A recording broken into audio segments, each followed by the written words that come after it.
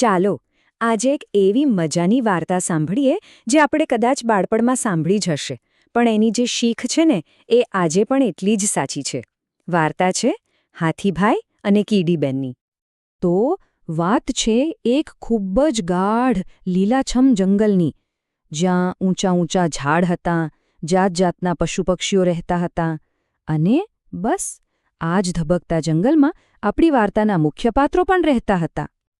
અને એમાં સૌથી પહેલાં આપણે મળીશું આપણા પહેલા પાત્રને, જેમને પોતાના કદ અને પોતાની તાકાત પર જબરદસ્ત ઘમંડ હતો. આ હતા આપણા હાથીભાઈ. જ્યારે એ જંગલમાં ચાલતા ને તો આખી ધરતી ધ્રુજી ઉઠતી. એ પોતાને જંગલના રાજા માનતા.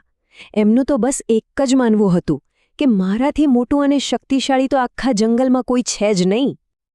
પણ એ જ જંગલમાં એક બીજું પાત્ર પણ હતું, જે હાથીભાઈથી બિલકુલ ઉલટું હતું. કદમાં એકદમ નાનું, પણ સમજદારીમાં ખૂબ જ મોટું. એટલે જુઓ, વાર્તાના બે છેડા અહીંયા જ સ્પષ્ટ થઈ જાય છે. એક તરફ છે પહાડ જેવા મોટા અને શક્તિશાળી હાથીભાઈ, અને બીજી તરફ એકદમ નાનકડા પણ ખૂબ જ બુદ્ધિશાળી કીડીબેન. અને આ જ તફાવત વાર્તાને આગળ વધારે છે. તો થયું એવું કે એક દિવસ હાથીભાઈ તો પોતાની મસ્તીમાં ચાલ્યા જતા હતા, અને એમની નજર જમીન પર ચાલતા નાનકડા કીડીબેન પર પડી.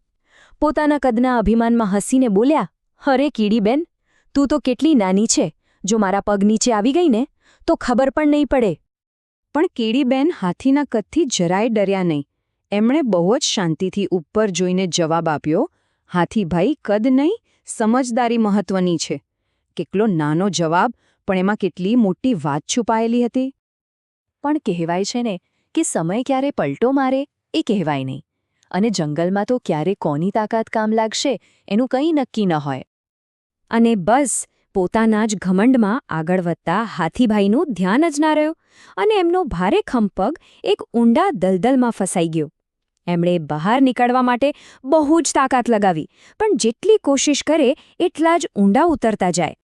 થોડી જ વારમાં જંગલના એ કહેવાતા રાજાની બધી શક્તિ જાણે પાણીમાં બેસી ગઈ.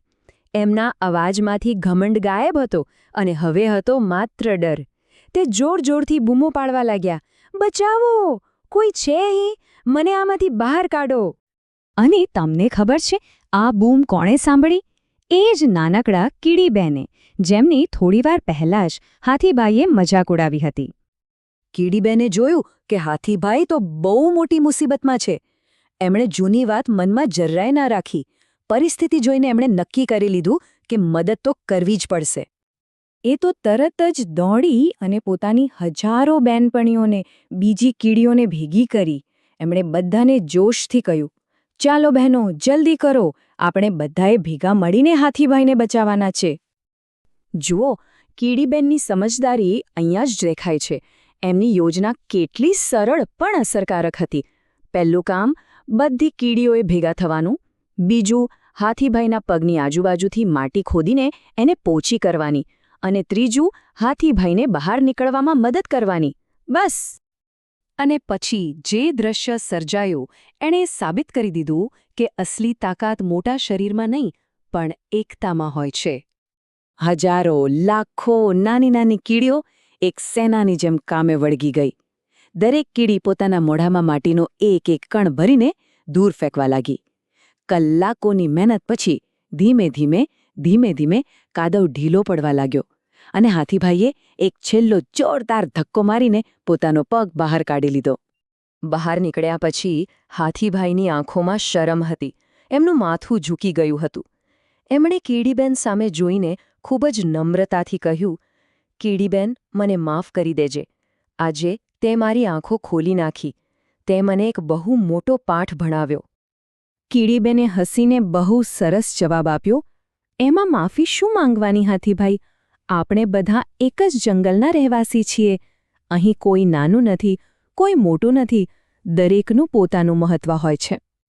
તો આ વાર્તામાંથી આપણને એક બહુ મોટી શીખ મળે છે, ખરું ને? કે દુનિયામાં કોઈ પણ નાનું નથી.